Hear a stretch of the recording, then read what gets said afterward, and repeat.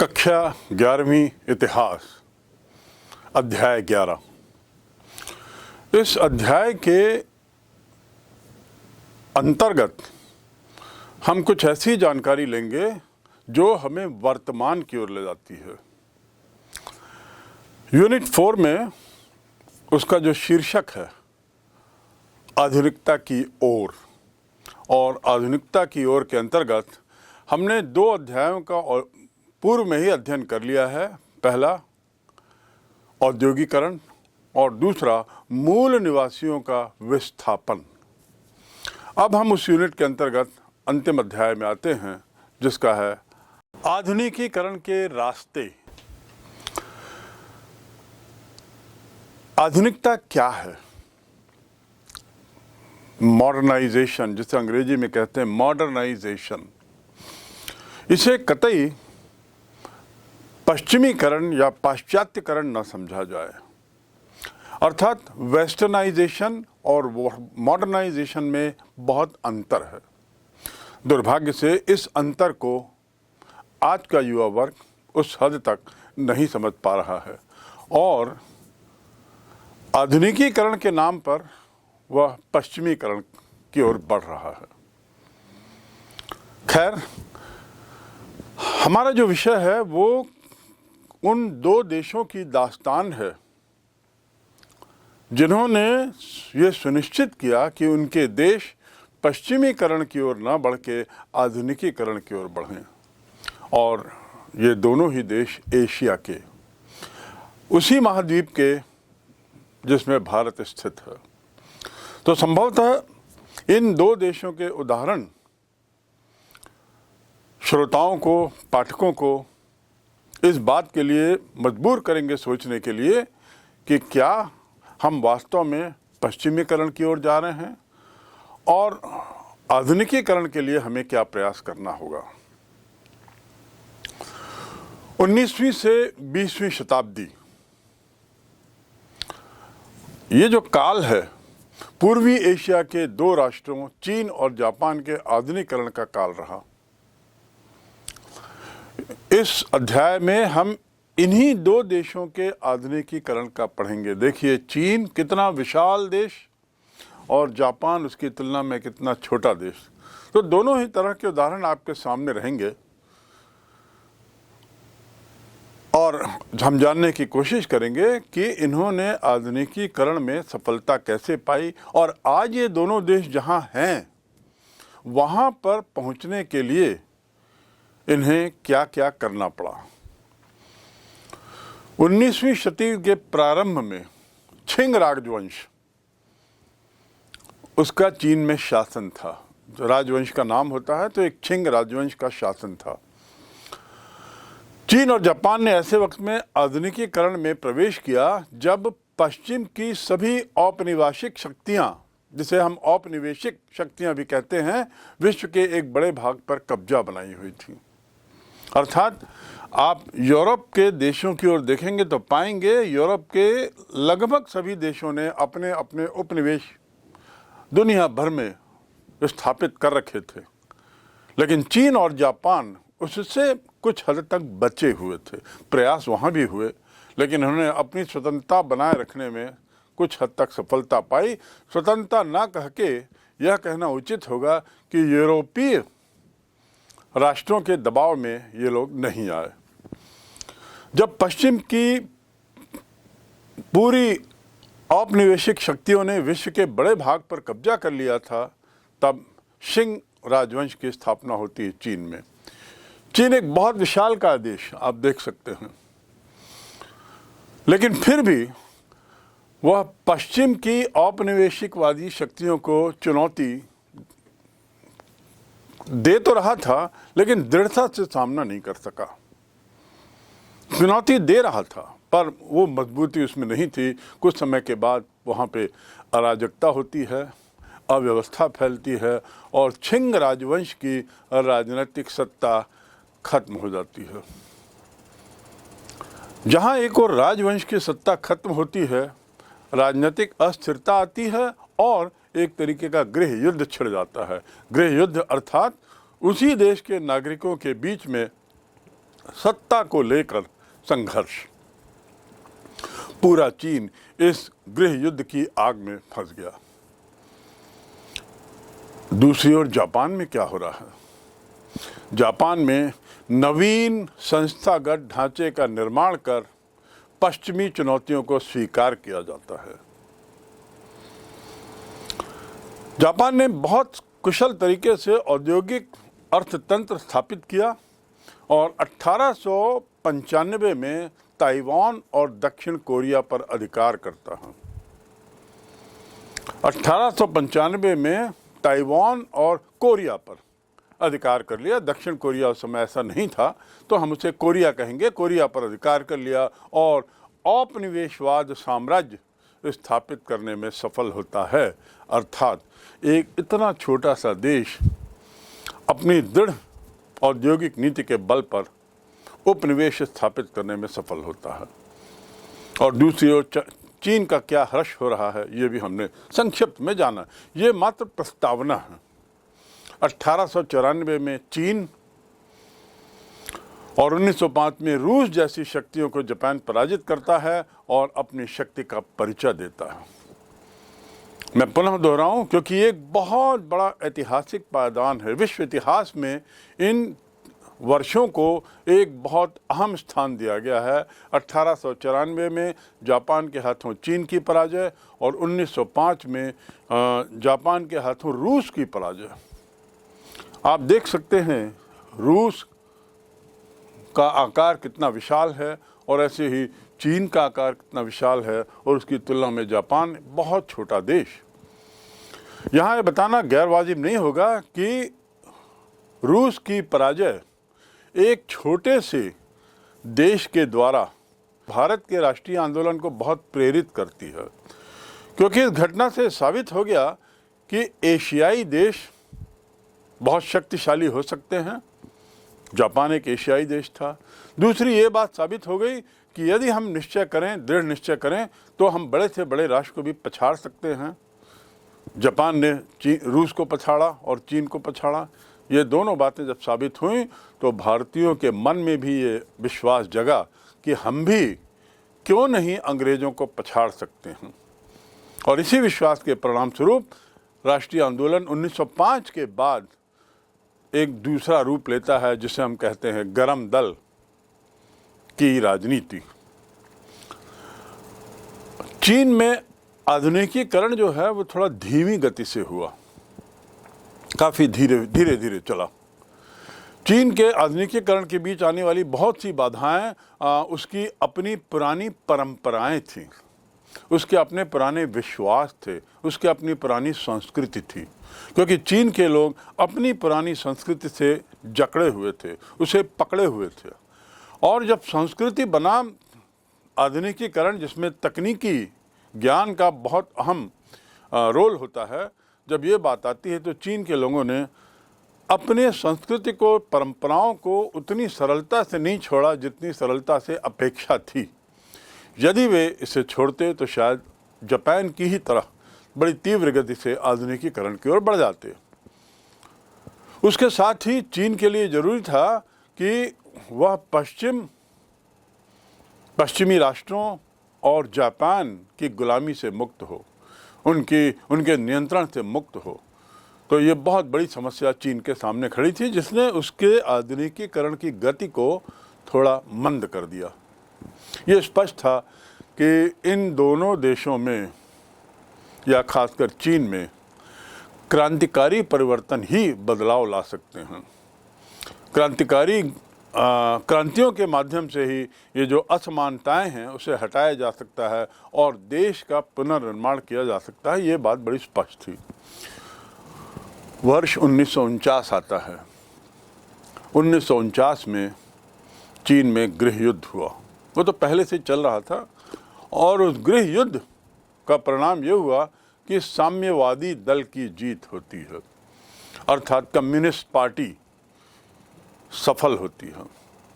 यदि आप थोड़ा इतिहास को खंगालें तो आप पाएंगे 1917 के बाद चीन के पड़ोसी राष्ट्र रूस में भी कम्युनिस्ट क्रांति हुई थी और रूस कम्युनिज्म के बल पर काफ़ी तेज़ी से आगे बढ़ रहा था।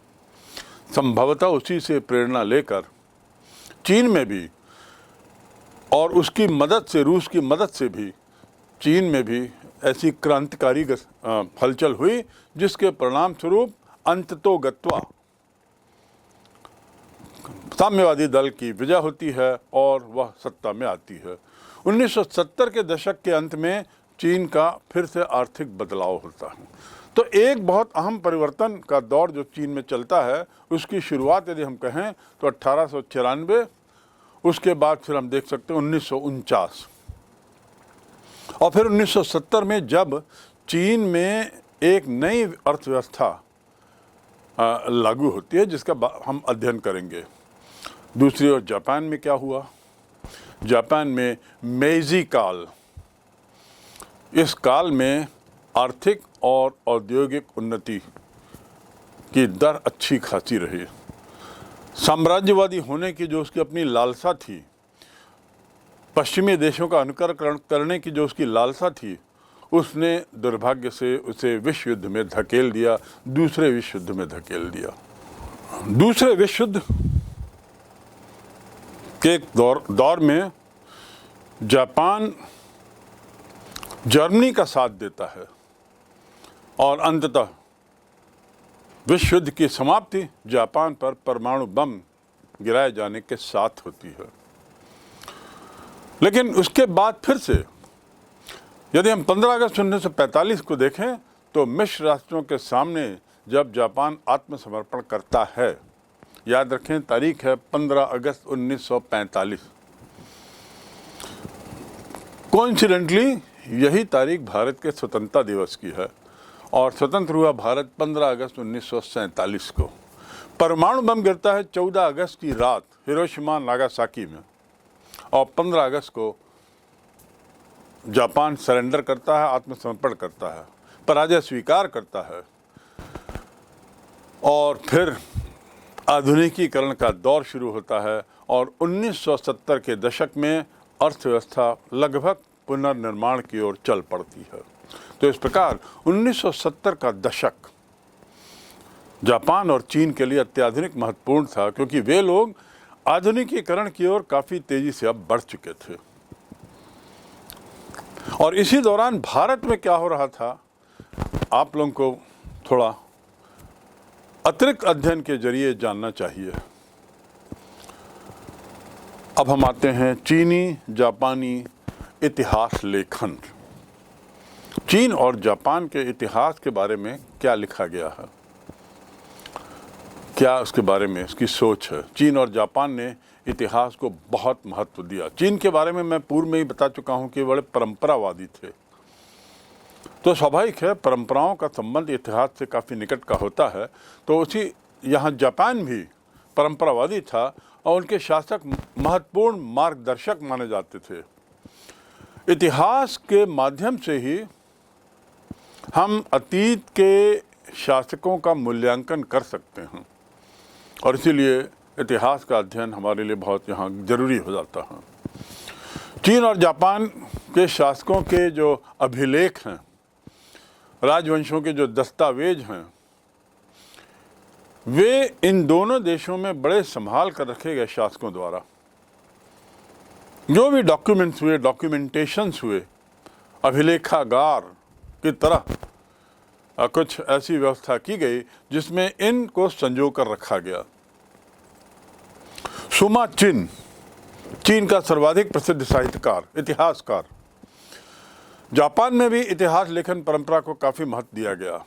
जापान में मेजी सरकार के अधिनियमों में, मेजी सरकार के द्वारा बनाए गए कानूनों में एक कानून ये भी था कि हमें एक ब्यूरो स्थापित करना है, जिसका मुख्य कार्य होगा अभिलेखों को एकत्रित करना, सभी ऐतिहासिक एविडेंसेस को इकट्ठा करना, डॉक्यूमेंटेशन करना।